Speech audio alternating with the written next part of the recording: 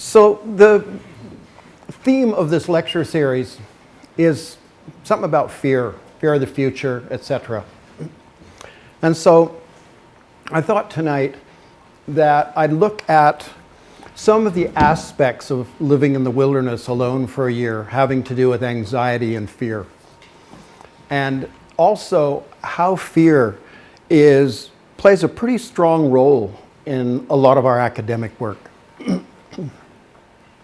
So what I thought I'd do is start with a little bit of background and then give an overview of my research project, my PhD research project, touch on methodology. And then I'm going to do some readings from my wilderness journal. And that journal formed the heart of my dissertation. And so there'll be a segment in the middle of what I'm just reading, and that's all from my dissertation. And that's kind of the data. So instead of having a PowerPoint of graphs and charts and all that stuff, I'll be doing readings from my journal and accompanying with photographs from most of them from my year in Solitude.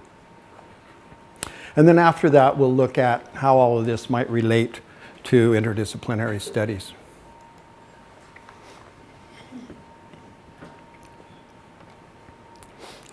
When I was in my late 20s, I was working as a logger out on the west coast of Vancouver Island. And I was pretending to be this kind of heavy-duty, hard-ass macho. But it wasn't working out very well for me because that's basically not who I am. And so the foundations of that persona were starting to crumble. And I started to feel like I needed some time alone with myself. And sometimes, probably all or most of you have had the experience where you feel like life is just picking you up and carrying you along, and you're not sure where it's taken you. And you feel like almost you're hanging on for dear life. But you know that if you don't go for the trip, you're going to wither up and kind of dry up and die. And so it was like that for me. And I found myself almost as a spectator in my own life, buying myself a canoe. I'd hardly ever canoed, but I bought a canoe and I bought enough supplies to last me for 3 months. And I took off into the backcountry of Tweedsmuir Park up in northern BC. Solitude is strange. Deep wilderness solitude is real strange, and it's powerful, and it can be really frightening too. Fear that often we can modulate when we're in the company of other people can just blossom and fill the mind. I almost lost it out there. I'd done solitary days, sometimes a week, but 3 months was a major step that I wasn't psychologically, emotionally, or spiritually prepared for. I almost didn't make it back. I started to become aware of the fragility of my existence. I spent the first weeks camping, and that was okay. I knew how to do all that stuff. And fishing, catching fish for food, and I could do all of that stuff. But as I became more and more internalized without other people to kind of maintain my persona, this sense of autonomous identity of kind of, I'm solid in the world, started to dissolve and collapse. And fear crept in. I became aware of how fragile and tiny I was in the face of this enormous, uncaring universe. Death was instantly possible. Bears started to fill my solitary mind. I've always been nervous about bears. And day by day, I started getting more and more frightened of the thought of bears. And every night I was hunching near my campfire, worrying about the presence of bears out there. I'd hear crackling out in the woods and I'd throw more wood on the fire. And I'd stay up most of the night, afraid to let the fire die and go to my tent. Finally, I knew that I couldn't huddle by the fire forever, and that I was either going to have to go out and face this terror, or I was going to have to leave and go back to the apparent safety of civilization. And so I left the fire. It was pitch black, and I kind of felt my way out into the woods. I don't know how far I went, maybe 50 feet or so. It was just pitch black. And I found a place, and I laid down, and I waited.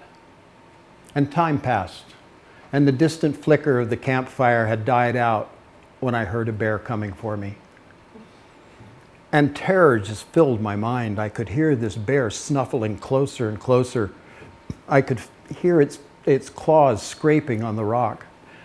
Everything in me wanted to get up and scream and go running off into the forest. But there was one fraction of my mind that said, if you move even a little finger, you will die of your own panic.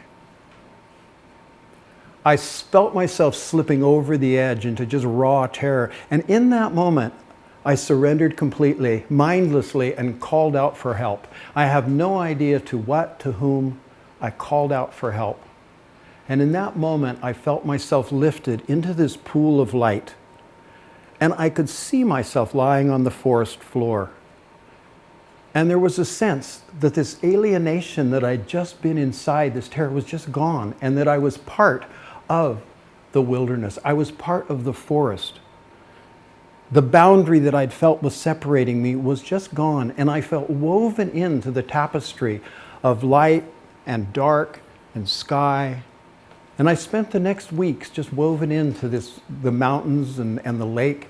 And there was something else out there too, something that was non-material that I couldn't define. And I was part of that too. And I felt safe and protected. Eventually, I left the safety or the glory of the woods and I came back to the world of people. And when I came back, I was expecting that inner light to continue to shine and to lead me, to guide me, because I had decided that was going to be the pole star for my life. And during the next weeks and months, that light slowly faded, flickered, and went out. And I felt really lost.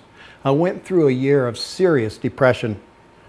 I felt that I'd somehow been a spiritual coward, but I didn't know what I'd done wrong.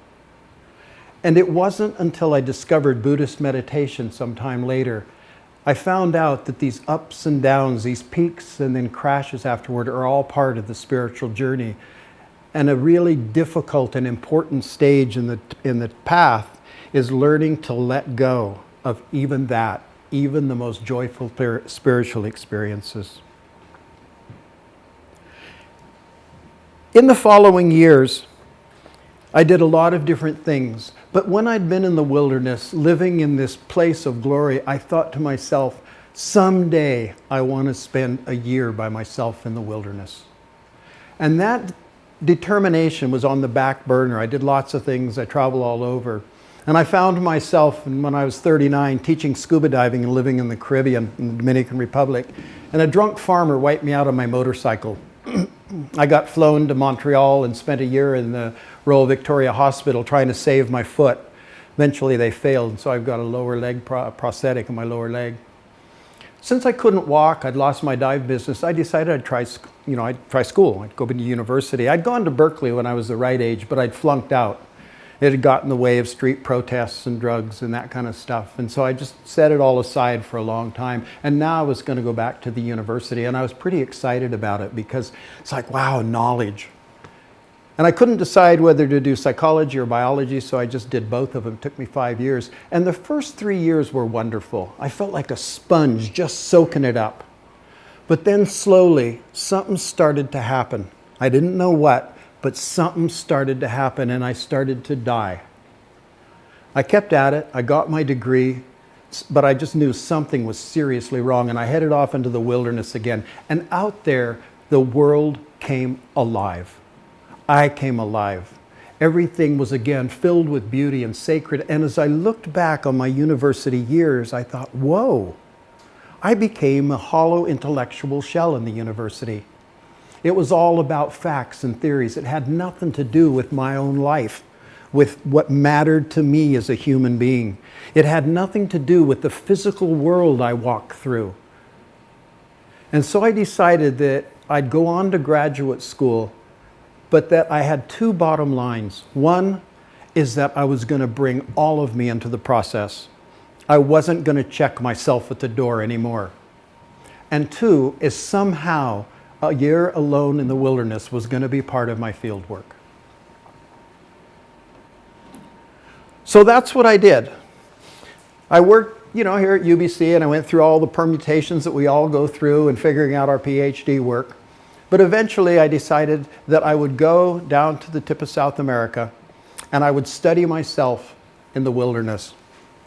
And so my methodology was kind of a radical empiricism. My deal was that I wasn't going to ignore anything that happened to me. Nothing got left out. And I would journal it all. Didn't matter if I could understand it, didn't matter if it was inconsistent, none of that mattered. If it happened and I noticed it happening, it went into the data. And so that's the way I started out on it. Because that was my approach, I'd kind of left quantitative science behind. My undergraduate was all about quantitative, and I'd slipped over into the dark side of qualitative research. And I went in with the kind of loose attitude that qualitative research really is just quantitative research that doesn't have a lot of rigor. Basically, it's subbing in sloppy words, ambiguous words for hard, precise data. And it took me a long time to get that, nuh-uh. Qualitative research, particularly narrative, is a completely different way of looking at the world, a completely different way of making sense of the world. It's not that it's sloppy quantitative, it's just different. And they can be, they're not always, but they can be cooperative, and they can work well together and complement each other. And so if we're making sense of the world conceptually, usually something makes sense, an item or a process, if it fits into a larger category. And then we go, oh, okay, this is part of that. This is the similarities here. But narrative, something makes sense if it fits into a storyline going through time. And so if I drop a rock on your foot, and you say, wow, why'd you do that? And I start saying, well, there's all these conceptual reasons. You know, there's gravity and there's this and there's that. You're going to say, yeah, but why did you drop the damn rock on my foot? And if I go, well, I'm just in a pissed off mood, then that'll make more sense to you. You may not be happy about it, but it'll make more sense. So that's the way I went. And I took myself to the tip of South America. I started at the top arrow here, and I took myself right down to the bottom of South America. And the question, of course, why go so far when we've got this whole coast of BC? But I spent a summer on the coast of BC in my small boat a couple, 3 years ago. And there wasn't any solitude up there at all. There's airplanes, and there's fishing boats, and there's fish farms, and there's mining, and there's forestry, and it's just noise every single day.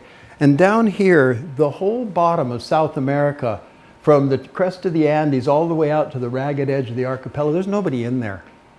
It's like, I don't know, 100, 200 kilometers wide and at least 1,000, 1,500 kilometers north to south. There's one little town way up off the map, some wandering fishing boats, and for a while, me.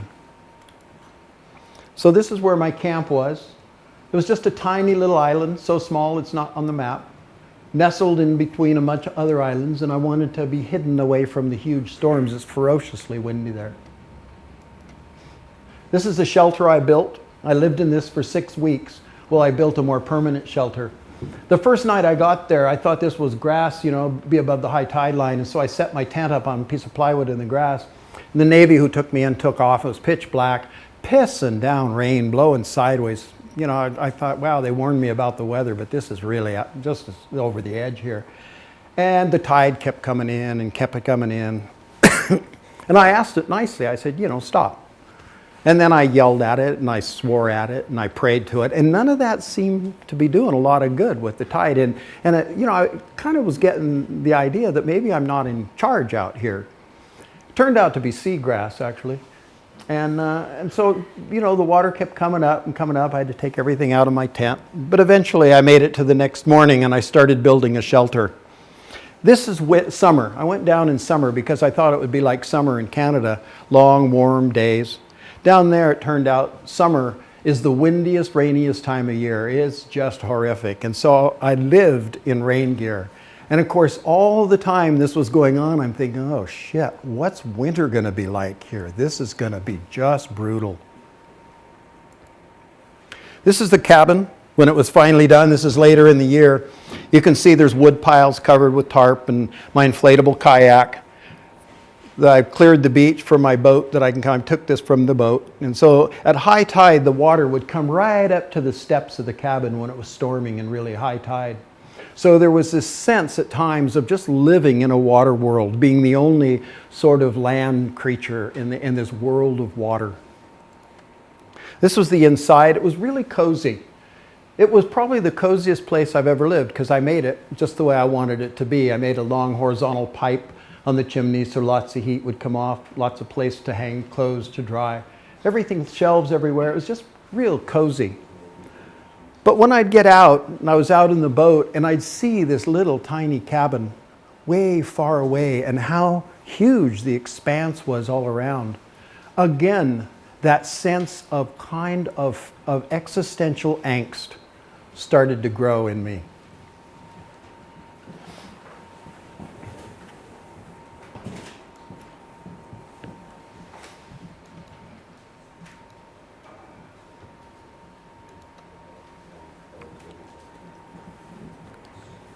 God, what a storm out there. It's unbelievable. Slamming in from the southwest, and I'm unprotected from that direction. The roaring and howling are overwhelming, and the savage force of the wind and rain beyond words. I've been lying in my small refuge, flooded with anxiety, and trying to separate my fear from the auditory and tactile energy of the storm, struggling to accept my death. So far, I haven't been very successful. And I think the endless rain is getting to me. The tension I feel seems similar to the fear I felt towards bears during wilderness retreats in Canada, as though something dangerous out there is coming to get me. But here, there are no dangerous animals, just wind and rain. I suspect it's mostly my own dark feelings I'm afraid of, that what I fear will come for me is already a part of my mind.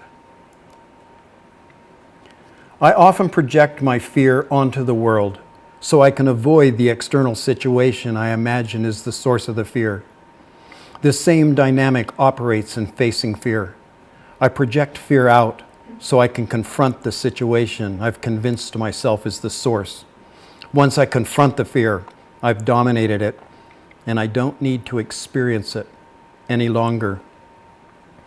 There's potentially real danger hidden in this anxiety. And longing to be freed from fear by facing it, I might take the boat out into a storm. Even though I'm projecting my anxiety onto the wind does exist as a real physical force in the world. Projecting fear into an imagined future, instead of actually experiencing it in the present moment, is another kind of cognitive dislocation. To truly face fear, I must simply be with the experience and do nothing to avoid or attack it. That's really a challenge. Not even to be afraid of anything, but simply to be with the experience of fear itself, inside our own body and mind. What is this experience of fear? Not to run from it, not to fight against it, just be with it. Some psychologists claim that fear is the fundamental emotion underlying anger. I don't think so. It seems to me that anger and shame are as basic as fear, and all are inherent in having an individual self. If I step back and visualize the universe as a whole, it's fluid and centerless. But when I experience it with my own ego self as the center, this angle of view creates a distortion that manifests in different ways depending on circumstance: fear, anger, shame, etc.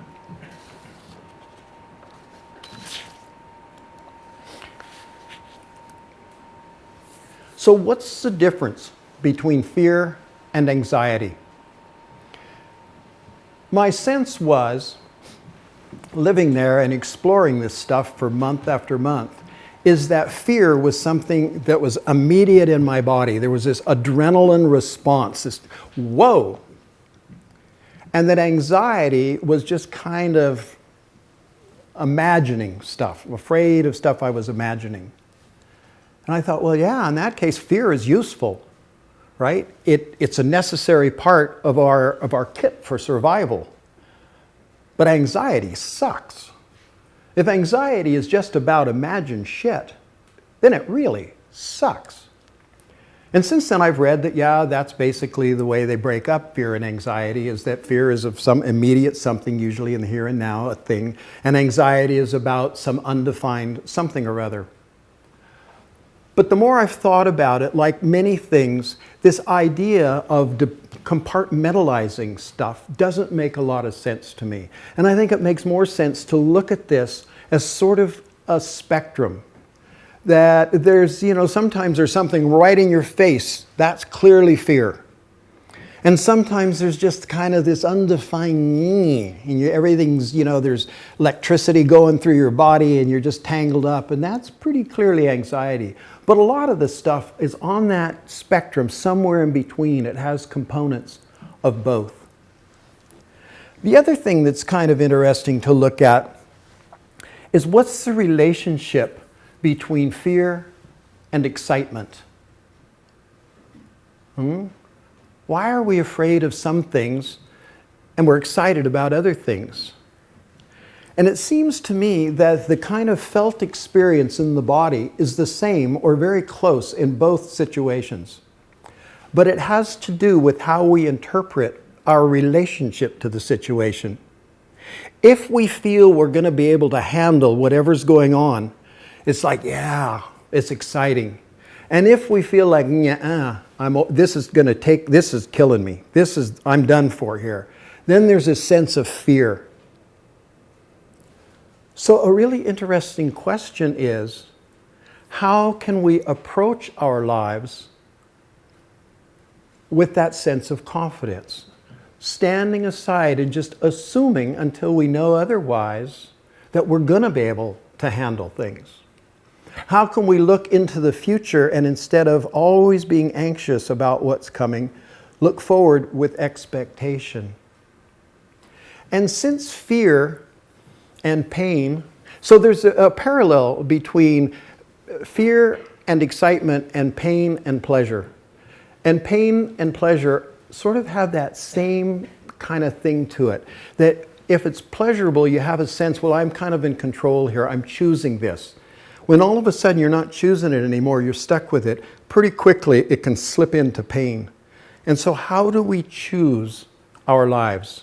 And that's a really, really difficult thing to do, to practice day in and day out, whatever's going on, to choose it. I want to explore the anxiety I so often feel. It's deep and poisons my life. I've seen over and over that things work out. Not always as I'd planned, but sometimes much better. Yet still I look ahead with fear. Instead of relaxing into life, I'm often needlessly tense and worried. Once faced with a real problem, I deal with it. Even when things get really nasty, like getting my foot ripped off in the motorcycle crash, life continues. So why not let go of the worrying about the future? I'm creating needless suffering for myself and destroying my joy in living. But even though I can see this intellectually, and I've been through this before many times, the fear persists. Tightly clenched shoulders, nausea, squinted eyes, vague electric current pulsing through my body. There are only 3 things I can do. I can take medication, which I have if I need it. I can run from or fight the feelings. I can learn to treat the anxiety as an old friend, or at least a familiar acquaintance.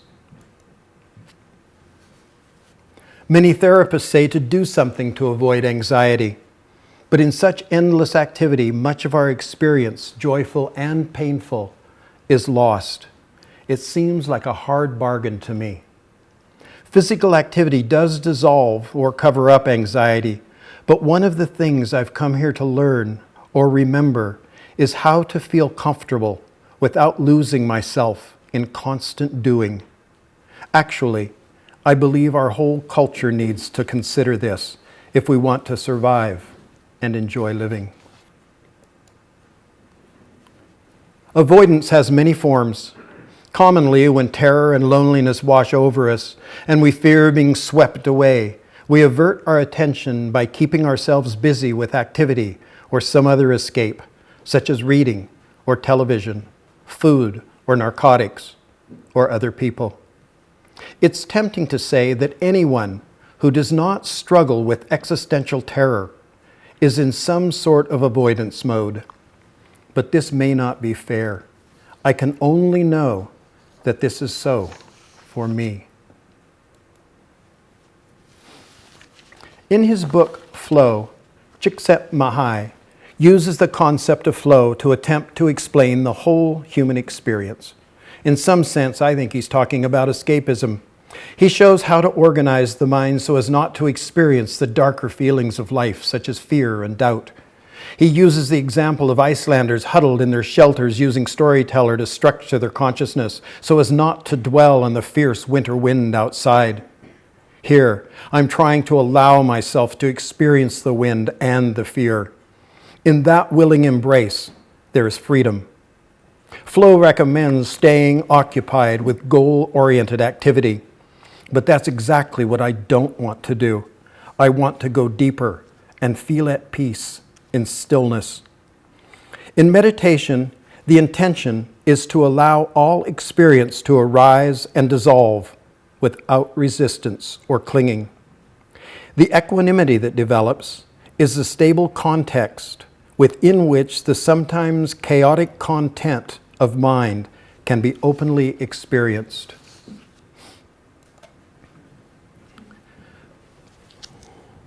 The price of psychological as well as political freedom truly is eternal vigilance. For some reason, I resent the constant attention that's required, but attention is also needed in the physical world to split wood, run the boat, or catch fish.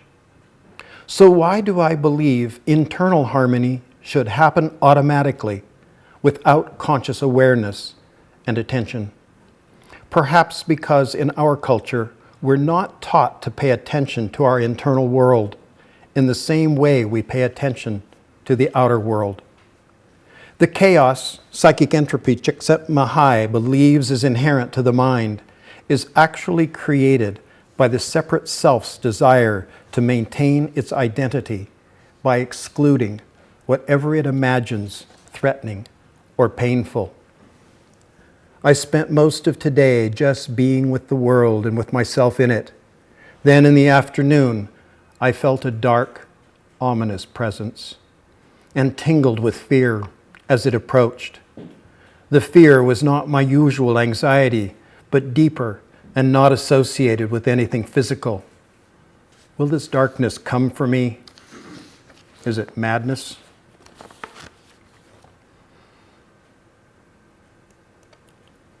At the very low tide tonight, I walked down from the cabin to see more of the sky over the trees. Cat's eyes glowed wild and eerie in the flashlight. I felt chills run up my spine, and I feel them again now as I write these words. I trembled as some repressed energy was struggling to break free. I felt this before, and it's led to release and opening. So I stood in the dark, and I stayed with it. My rational mind was frightened of the unknown, but I reassured myself it was okay. Then something dark and savage surged up in me. I felt my face twist into a snarl, and a dark presence growled, "You are mine." I hung on and worked with it as best I could. I'm frightened of this darkness. It seems to come from outside me, but that's the nature of the shadow. It's part of who I am, whether or not I want to recognize it. My anxiety and anger toward the wind are somehow linked with this darkness. I hope I have the courage to face and acknowledge the darkness as part of who I am. I usually believe I do acknowledge my shadow, but in truth, I rarely viscerally own this side of myself. Tonight, I had to admit in my gut the darkness of some of my behavior. What's truly frightening is to be unaware of my own dark side, because then it emerges covertly in my actions. Meditation teachers say that terror and other dark energy will likely surface from time to time. As always, the skillful response is to observe without judging, neither reject nor get sucked in. Well, I expected there would be difficult times out here, difficult issues to face. It will be interesting to see what happens in the coming days and weeks. Another 5 months here alone seems like a long time. Perhaps the darkness I fear so much is not evil, but loss of control, ego hanging on for dear life, even though its need for control is killing me.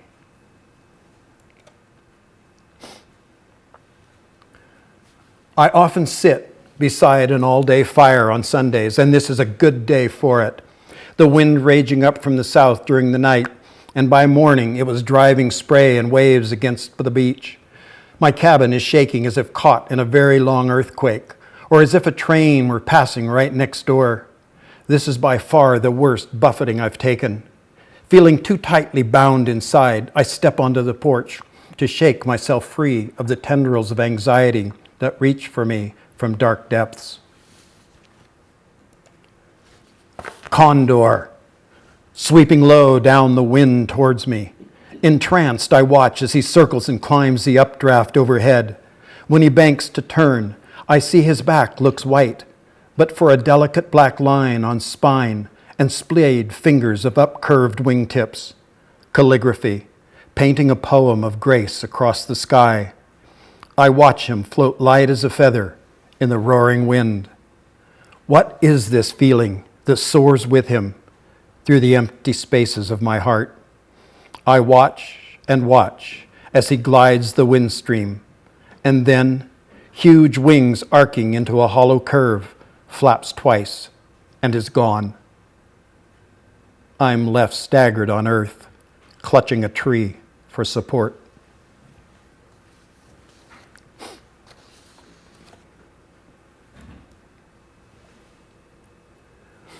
My relationship with the wind and rain have changed during this year.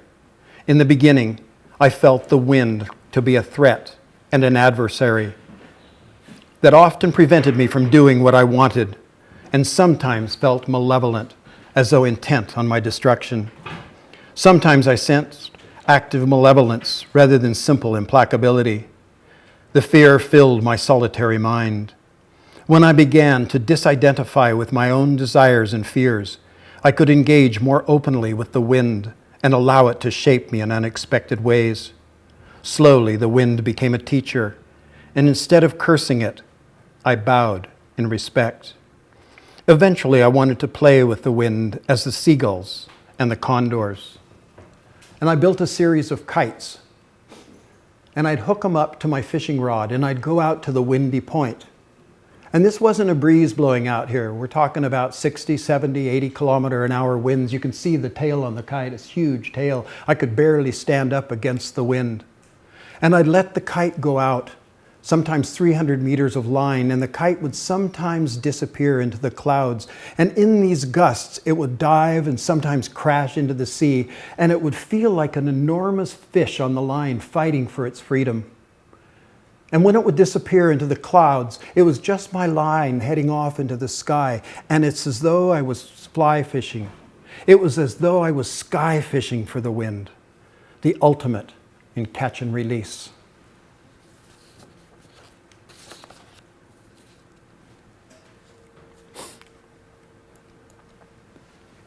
The quality of my relationships with the non-human world and with myself is an outward manifestation of my inner attitude and orientation.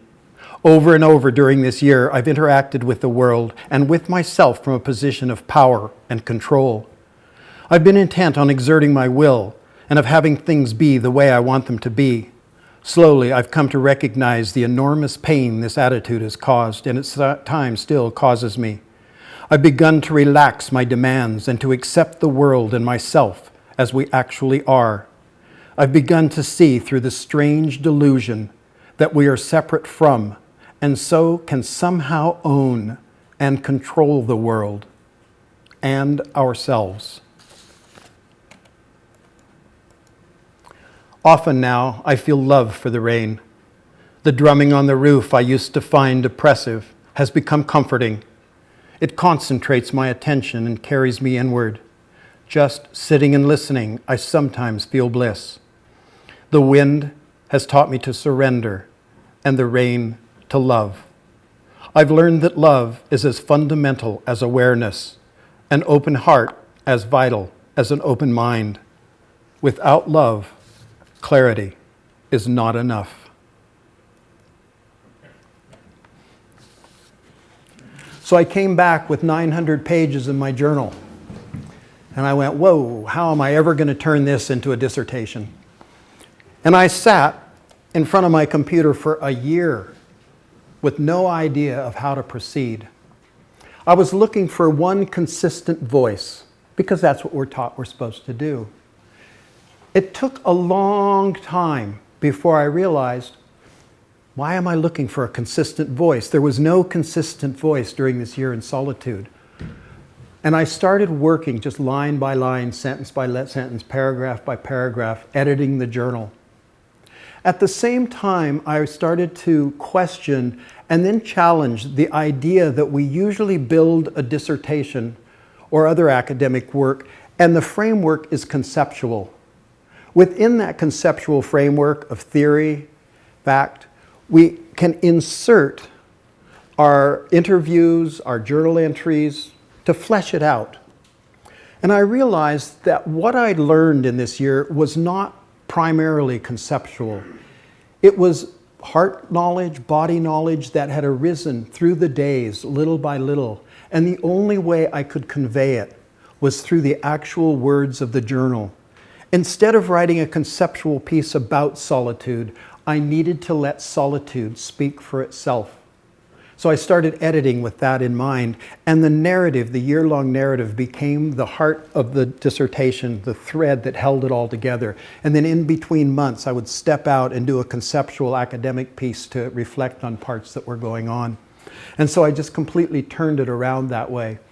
And so I think that in our academic work, we really need to challenge some of the conventions and wonder, not how can I fit what I'm doing into the convention, but how can I alter those conventions and stretch it so that it fits my work, so that I create a piece that reflects what I'm doing, and so that the form fits the content.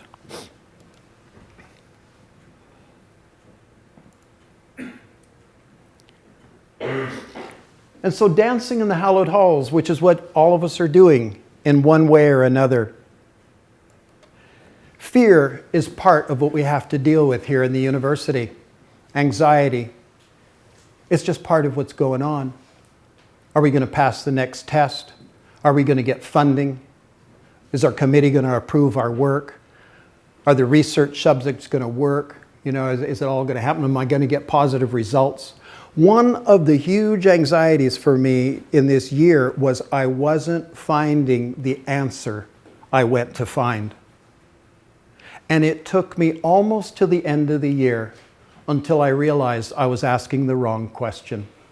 And I had to give up the question I was asking as being non-answerable. And so sometimes in our research, we have to pay attention to the world and try to get what's the world telling us. Maybe our question is the wrong question.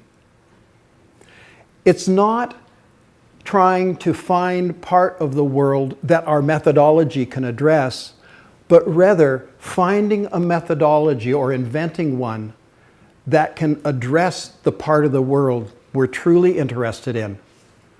We've got to flip that over and give up these straitjackets we often impose upon ourselves. The most important step, in my view, in graduate work is your committee and your supervisor, and this is way underplayed. If you've got a supervisor and a committee that you can't openly talk to honestly about what your interests are, what you care about, what you want to do, you're in for a long, hard slog. Dump them. Start over. If you have a committee that's got your back, the whole research process is joyful. It's truly joyful. My committee, before I went into Solitude, gave me this enormous gift. They had by this time spent 3 years with me, supporting me and giving me a huge amount of time and effort. And the last thing they said was, look it, if getting a PhD gets in the way of your spiritual search down there, forget the PhD. It's just not worth it. This is worth way more in your life. And that's the kind of commitment to you as a human being that you need to look for in your supervisor and in your committee. And if you don't have it, try to develop it with them. And if you can't find it, think about change. Peer respect is another huge one. In the academic, all the way up to the very top, you know, we want to be respected by those that we respect. I was considered a flake when I was a student. Actually, I'm considered a flake now that I'm teaching here too. It doesn't really hurt, you know? It's okay. One of the things, this is just one of the last stories I'll tell. You know, coming back, I was just starting to work on my PhD, and I'd done a bunch of interviews for CBC and newspapers, et cetera, and I was feeling pretty good about this project. I was thinking, wow, people are really interested in what I'm doing. This is great. A friend of mine, Ann Bruce, had just gotten her PhD in nursing, and her research had been a little bit edgy. She'd been looking at meditators working in hospices. And she went home, she got her PhD, and she went back to Ottawa to visit her family. She hadn't seen them in 4 years. And, you know, she was looking forward to this, congratulations, you got your PhD, this is wonderful, this is a celebration. She gets off the airplane, and her mom's holding a copy of the Ottawa Citizen. And the first thing her mom says to her after not seeing her for 4 years is, your PhD from UBC isn't worth a damn. And Anne goes, why? And she says, because some guy out there is getting a PhD for sitting on an island for a year and telling a story about it. And Anne said, oh yeah, that's my friend Bob. Anne thought it was amusing, but when she told me about it, it was like a knife going into me. Because when we're doing research that's odd, that's not in the mainstream, there's always this suspicion that we're full of shit, right? And going to sit alone on an island and write a story about it, what could be more narcissistic crap than that? And so all of a sudden, just this one feedback, I imagined, it blew up in my mind, all these people out there thinking that what I was doing was absolute narcissistic garbage. And they might be right. I mean, if in fact we're each individual people, then what I did is meaningless. But that's not where I'm coming from. I believe that we share an enormous amount of common ground. And if that's the case, then what each of us discovers within ourselves has relevance to the rest of us. Anyway, I came, after that meeting with her, I was going to meet with one of my committee guys, Carl Lego, who was just the most supportive of all my committee members, the most innovative.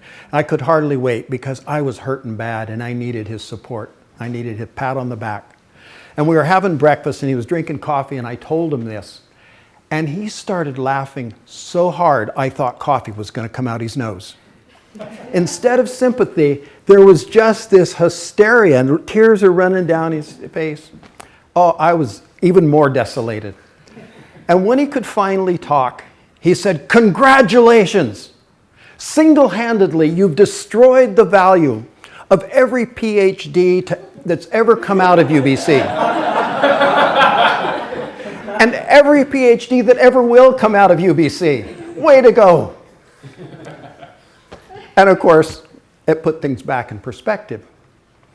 But also, he meant it a little bit, because he really is challenging the formalisms of academics.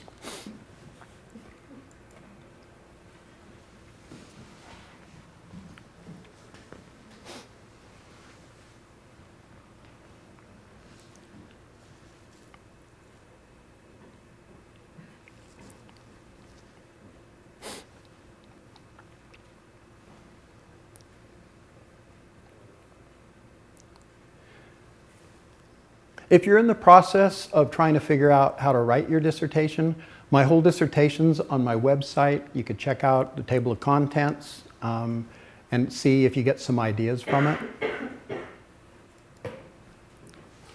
And mostly, don't just listen to your mind in this process. We've got to listen to our hearts as well. Thank you.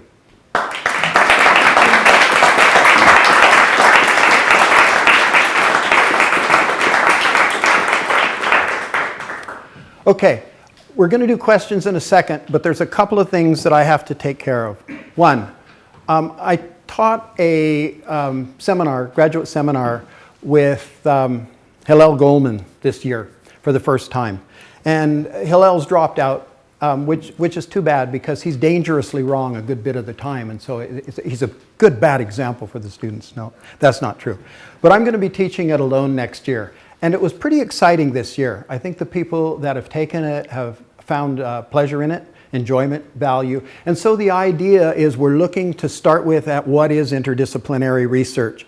And then we just do that a little bit, and then we step off and we look at some interdisciplinary studies, and then we look at some of Ken Wilber's work as a way of a metaphor to frame the different quadrants, the outside and the inside when we're doing research, look at systems thinking.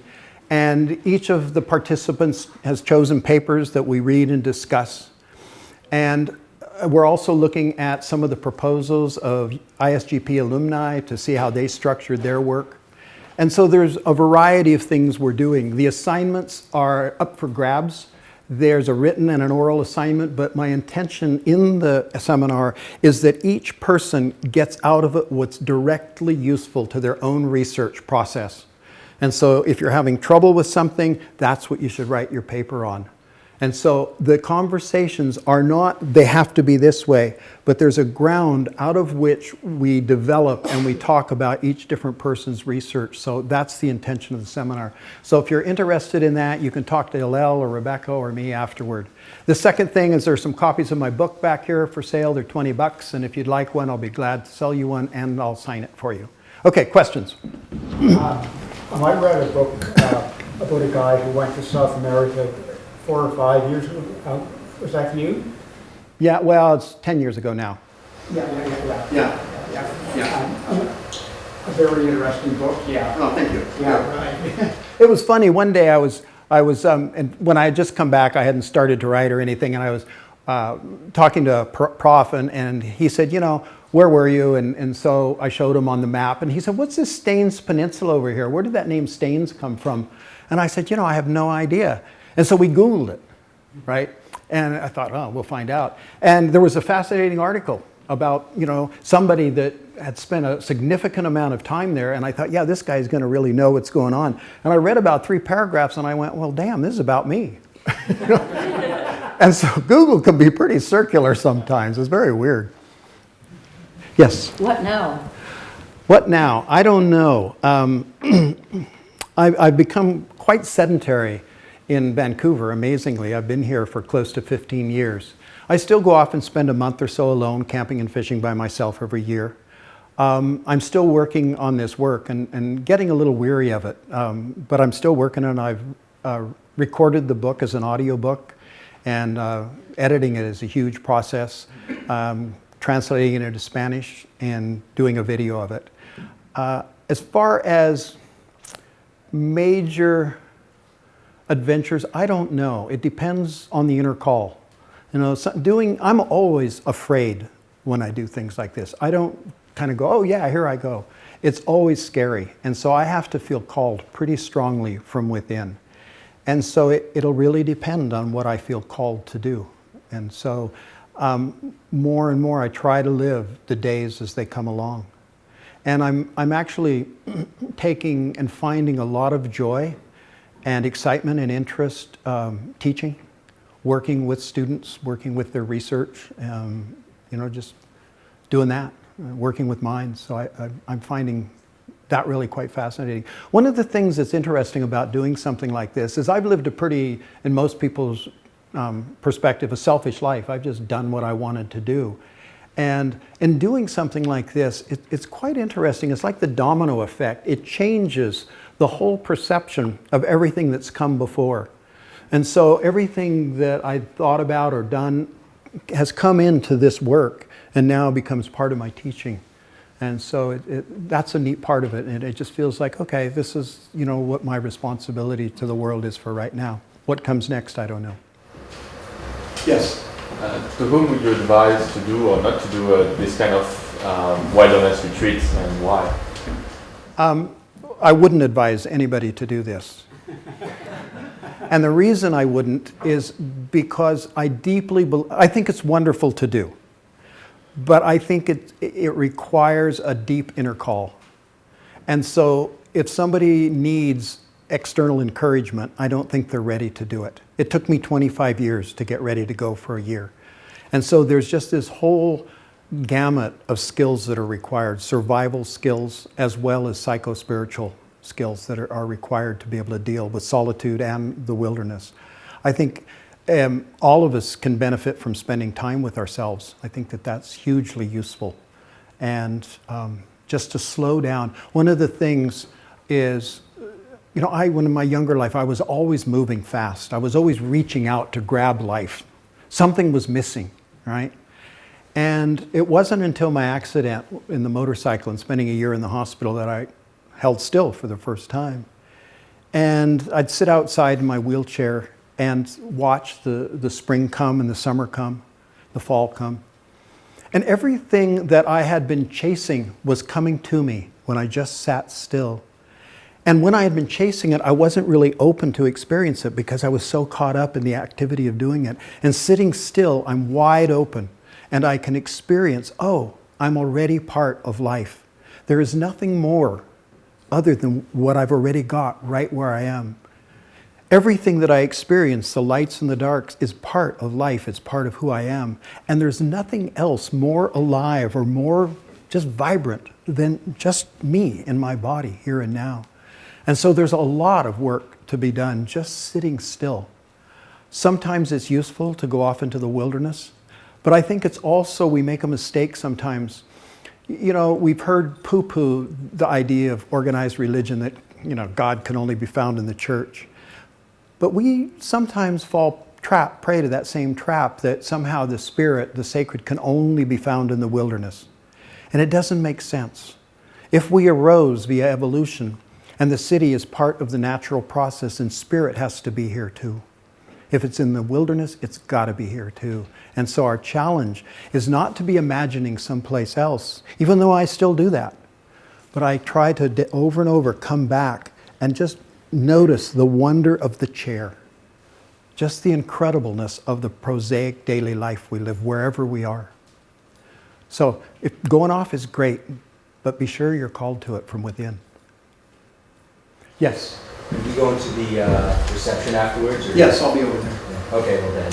Okay. I'll talk to you then. I'll tell 'Cause you. I just gotta.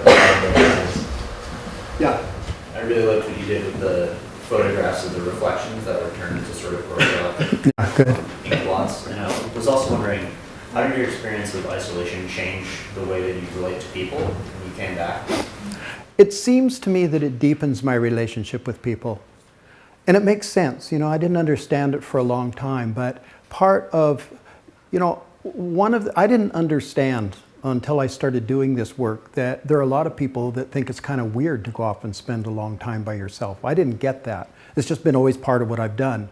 And there are even some, schools of psychiatry, I think object relations, that think the only meaning of human life is relations with other humans. So a single human alone doesn't have any meaning. And I think that's seriously misguided. I absolutely agree that there's profound meaning in our relationships, but we also have relationship with the non-human world and with ourself and with something non-material and greater, I think. And so developing the relationship, the deeper relationship with ourself in solitude, makes us available, more of us available to be in relationship with other people.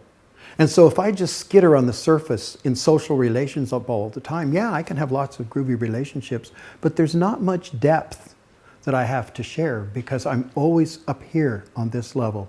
And so by going deep, then I'm more available to the depths of other people.